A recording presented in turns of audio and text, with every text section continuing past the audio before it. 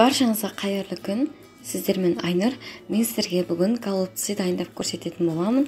Видеоны соңына дейін қараңыздар.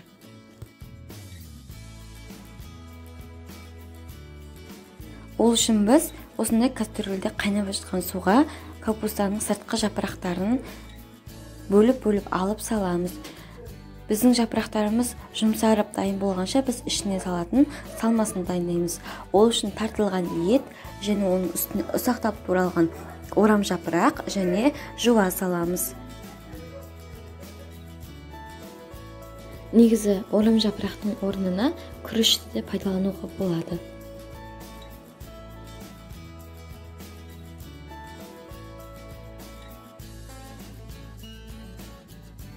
Және оның үстіне 2 қасық томат саламыз.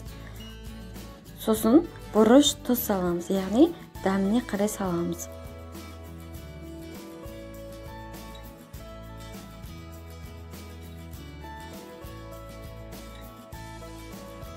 Салып болған соң жақсылап шанышқының көмегімен араластырамыз. Ал егер сізге қолмен ыңғайлы болса, қолмен де араластыруға болады.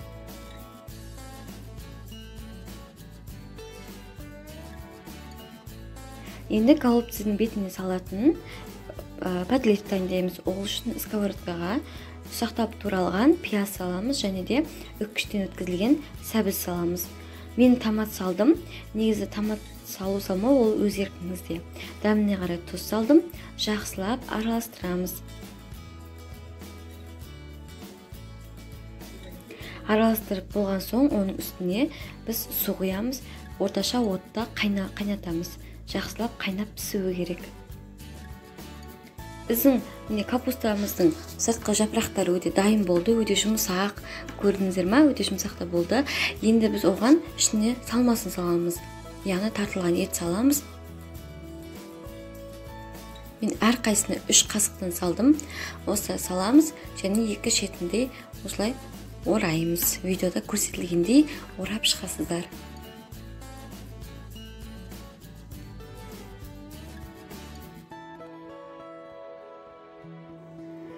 Голубцы жасаған кезде капустаны, яғни орам жапырақты міндетті түрде ыстық суға осылай қайнатып аламыз. Шамамен 5-6 минуттай қайнату керек.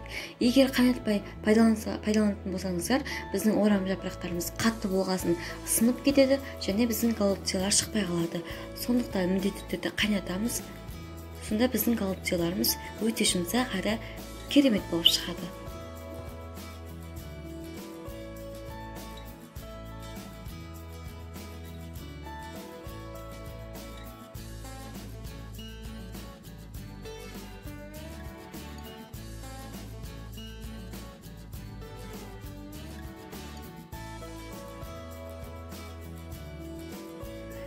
Мен осы кастрюльге салып қойдым. Мен бірақ бұл кастрюльге ешқандай су немесе май құйған жоқпын. Тек қана голубцының өзін салып қойдым. Голубцымыз осындай жұмсақ, міне көрдіңіздер ме? Әлі піспеген. Міне оның бетіне біз патлет саламыз.